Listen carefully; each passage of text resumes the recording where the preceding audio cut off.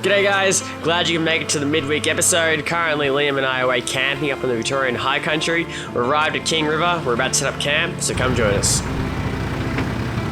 Alright, so I found our camp for tonight. Again, we're on the King River. Liam's going to get into firewood now, cut it all up, and we'll get the fire going and get into it. Alright, so while we're camped, I thought we'd take an opportunity to show you sort of how I've got my camping set up. It hasn't really been seen before because we haven't done any camping videos. You probably all know how Paddy does his, it's pretty straightforward.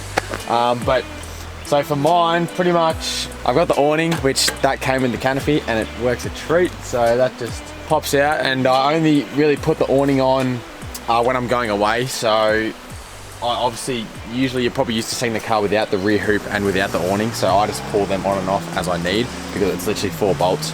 So I just pull that off when I don't need it so that it doesn't get caught up when we're out full driving and stuff. Next, got the swag. This is the Ranger RT2 swag in sandstorm color. I've used this a fair few times now, and it's insane to sleep in. It's actually really good. The mattress in these are noticeably better than most others. Like, I think the Kings have like a 50mm mattress. This is 100 mil mattress, and it's such a different sleep. You sleep so much better, and I'm usually sleeping in a single swag, so going to the double is also very nice. Obviously, because of the thicker mattress, only downside is that it does pack up pretty large, but as long as you've got an extra set of hands, which if you're using a double you probably will, then it's no issues at all. So swag, awesome, fits under the awning pretty good, so keeps the rain off. Also comes with a mat that I sit it on the mat just to, if the ground's wet or if I'm on sand and stuff, sit it on the mat. Next, the canopy. I haven't really done much since you last saw it other than the fridge slide. So picked up a fridge slide off of Facebook Marketplace. It's a Ridge 4x4.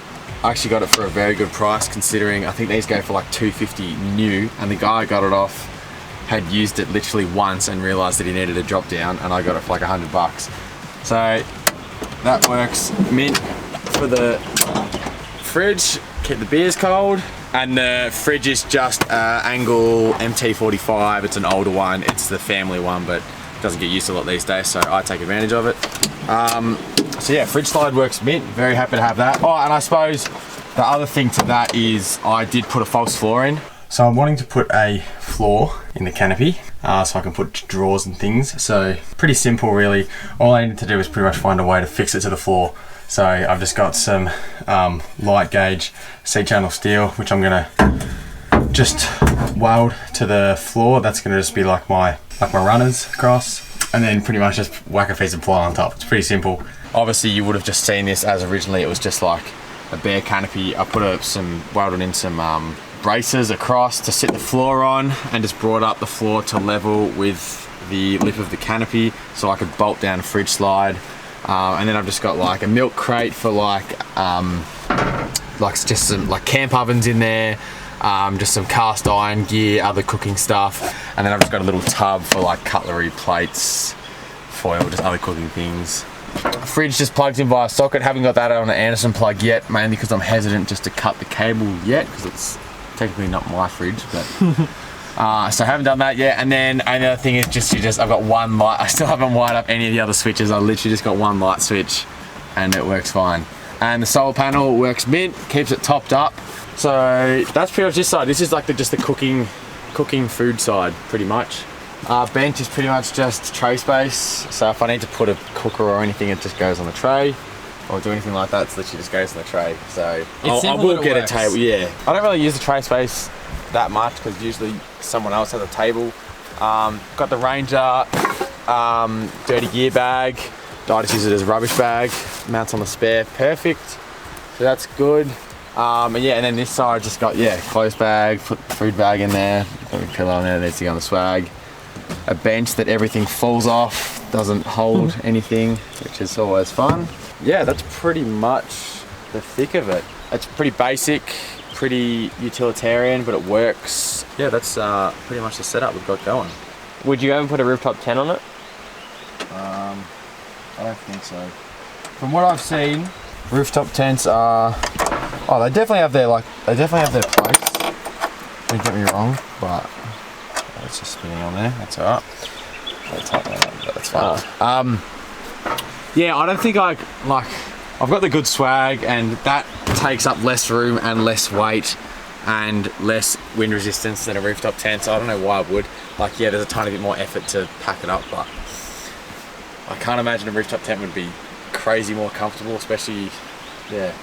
And it'd just destroy the drivability of the car. Like, I don't know, it'd be top heavy way more and wind resistance on the freeway, so yeah, I just like running with the swag. That works. I don't always use the double swag. If I'm doing like maybe a single nighter or something, or just need a swag, I do have a single swag that I use. This is just good for the sort of bigger trips where you want a good sleep.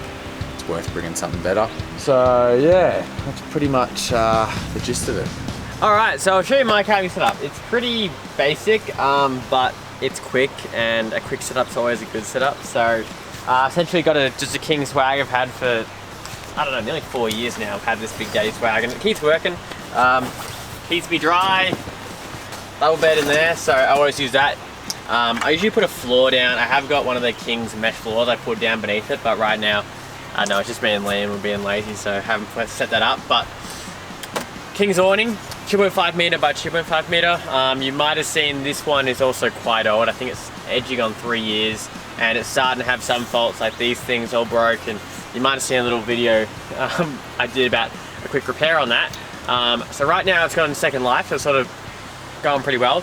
Canvas is pretty good. Under torrential rain, I do notice it starts to like seep out where these stitchings are. Like there's a few holes sort of gathering. So that's just one wear and tear thing, I guess. But that's basically where I sleep, and if I need to do anything undercover, I can do it there. Now, because I own an 80 series Land Cruiser, I've got a tailgate, and this is where I basically do all the kitchen work. It all comes out here, and you got a bit of overhead cover from the rain.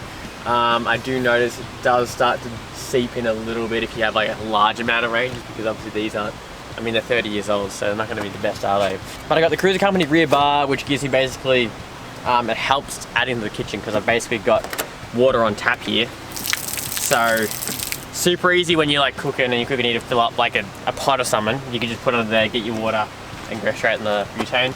I cook, I'd say like 75% butane, probably 25% fire. Butane is good because it's controllable and it's easy.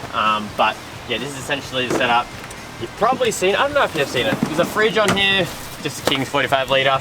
Again, that's edging, that's probably more than 3 years old now. A terrible tub where everything just sits in, which is super messy. And it's sort of all piled along around it. I've also got water storage in here.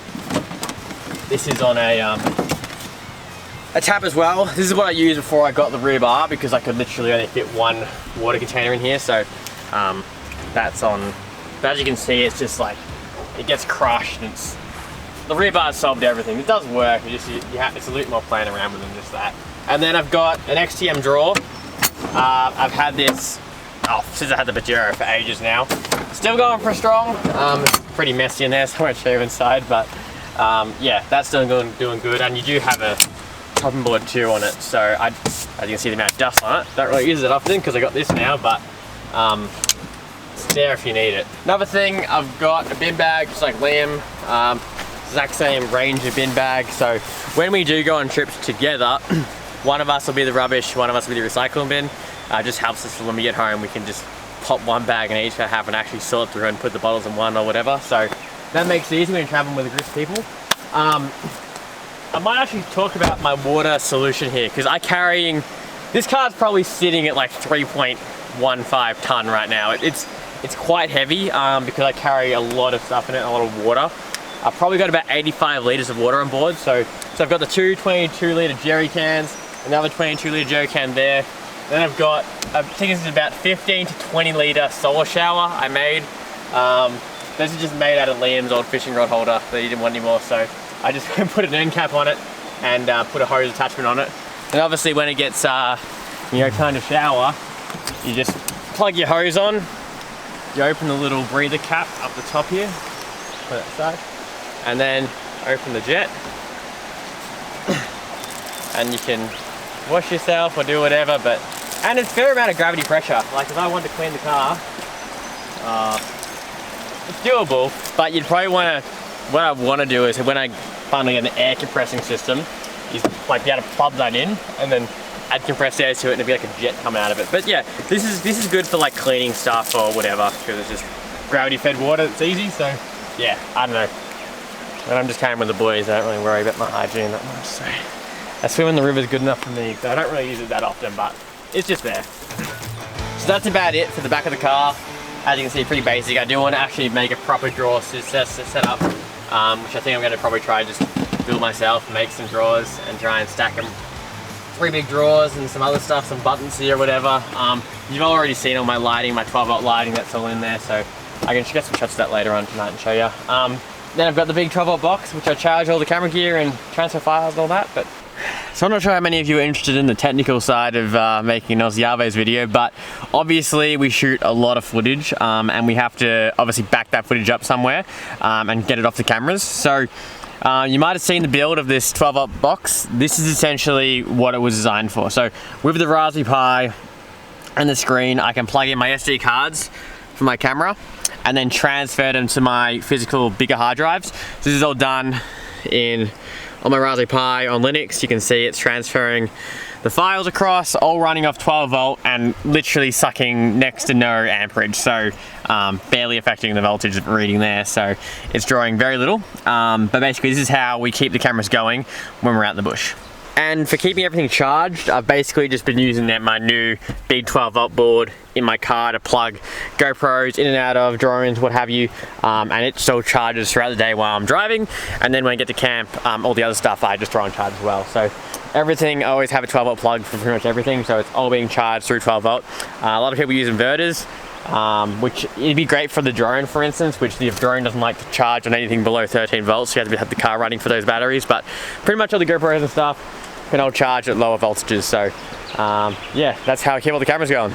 That's essentially the camping setup. So yeah, pretty basic, but it works. Camping quick hack number 1. Yeah.